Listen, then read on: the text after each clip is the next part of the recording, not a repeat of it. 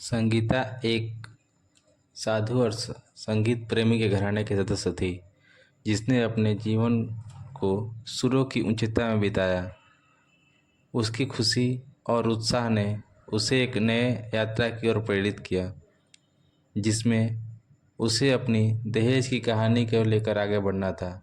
संगीता का सपना था कि उसकी शादी एक समर्पित और सहज संबंध बनाए रखेगी और वह अपने साथी के साथ संगीत की ताजगी में रहेगी। लेकिन उसके माता पिता ने एक रोज एक सुखद समाचार सुनाया। एक सुंदर और सख्त युवक ने उसके लिए मना किया था। युवक का नाम आर्यन था, एक उज्ज्वल और संवेदनशील आत्मा।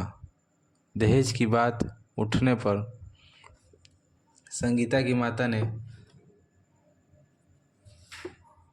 उससे मिलकर दहेज में कई प्रकार की चीज़ें शामिल करने का निर्णय किया, लेकिन संगीता ने इस स्वीकृति को मना किया, कहते हुए कि उसे यह सीखना है कि प्यार और समर्पण की एक सशक्त और सुरक्षित रिश्ते की नींव होती है।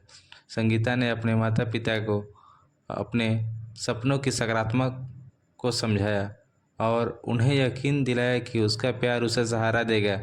उसके बाद उसने अपने साथी आर्यन को इस मुद्दे पर बताया और उसने भी स्वीकृति दी कि वह दहेज के बजाय सिर्फ अपना प्यार और समर्पण लगाए।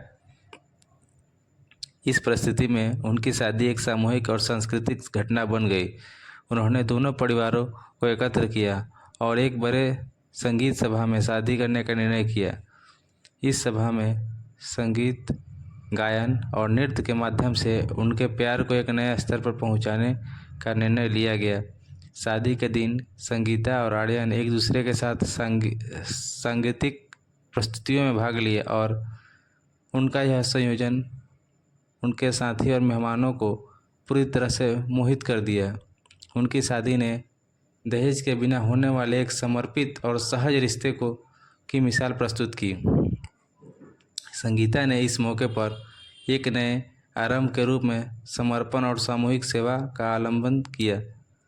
उन्होंने स्थानीय समुदाय में संगीत की शिक्षा देने का निर्णय लिया और अपने दहेज की कहानी को एक सबक साबित करने का उद्देश्य रखा। इस प्रकार संगीता ने एक सशक्त और समर्पित जीवन शैली का परिचय किया और साबित किया कि एक साथी का सहयोग और प्यार में ही सच्चे और सुखद जीवन की कुंजी होती है। उनकी कहानी ने लोगों को यह बताया कि दहेज के बिना भी एक सफल और संबंधित जीवन जीना संभव है। कृपया यह कहानी आपको पसंद आई हो तो कृपया करके लाइक और चैनल को सब्सक्राइब कर दें। धन्यवाद।